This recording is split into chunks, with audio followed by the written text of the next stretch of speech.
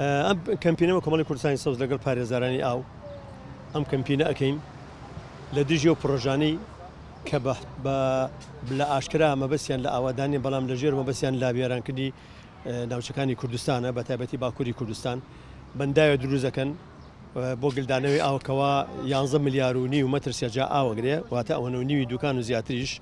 و 250 دێ بێ بەژێرەوە 250 دێ جگە لە خۆشیان زیوی کشتتوکارەکانیشان بێ بەژێرەوە و کۆمەڵی شوێنەواری گرنگ یەکێ لەوانە شوێنەواری هەسی چیف کە ئەوەژە بێ بەژێرەوە کە شوێنێکی زۆر گرنگ بۆ زۆر دێرینە ئەگەرێتەوە بۆ 1000 سال یان 12 سال 11 سال لەمەوە پێشکەوە خەڵکی نیشتەجێ بۆ تایە ئێمە دژی ئەو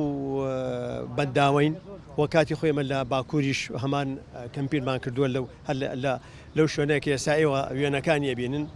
چەند جار چوینەتە ئەوێ کە بۆی ئەوە نەکرێت چەند جار ئەو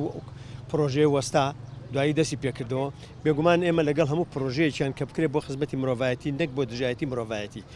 بەڵێ هەرچەنە ئاو پێویستە کۆ بکرێتەوە بەڵام بەو شێوازەی کەوامە بەس بێ باکووری کوردستان وێرانکە یا هەر شوێنێکی کوردستان هەموو یەک پارچێ چوار بەشە خەیناخۆی یەک پارچێ لە شوێنی وێرانکاری بێ ئێمە وەکو ژینگە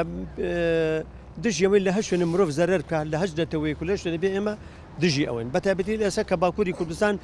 تووشێم هەڵبەتە بووە ئەم هەوڵدان بۆ دروستکردنی بەنداوی گەورە بای بەنداوی گەورە لە جیهانە نەماوە بەنداوە گەورانە زیانێکی زۆر بە ئێستا داهاتوو گەری کوردەگەێنێ نەخێر درەنگ نییە بۆچی ئەمە درەنگ من لە پێشووتریش ماوەڵمان ناوە لە هەشتاکان نوویسیان بکرێ حکوومەتی عێراق خاتە ناوە نەیهێش بکرێ ئێمە لە سەرەتای 2000ەکانەوە خەریکی ئەمین چوینێتە باکوور لە ئامەد تۆربەندمان هەیە لەسەر ئاو ینی بخۆم ئەندامم تیالەوەی ئامەد لێرە ئەندامە یعنی ئیشمان کردووە پەیوەندیمان بەلایەنەکانی عالەمەوە کردووە عالم هاتووەتە ناوە نەبێ هیمناکرد بەڵام ئەوەیە ئەمڕۆ یاسای نێو دەوڵەتی لەگەڵ کوردانیە بۆیە ئەگەر شتێکی بێ لە زیانی بێ کە بەرگری لە کوردکە بەڵێ لە هەموو شوێنێکەیە بەس جاری وایە مەبەست جیاوازە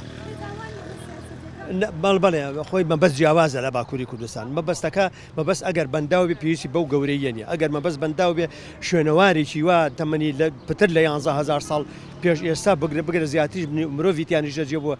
یعنی نرخی دیاری ناکرێت ئەمە شتێکی گرنگە تو ئەبێ بەژێر ئاوە خەڵکە شوێنەوە لە ژێر ئاوە دەریێنێ پیشانی خەڵکیە ئێمە ژێنەوارە بێ بەژێر ئاوە ئەمە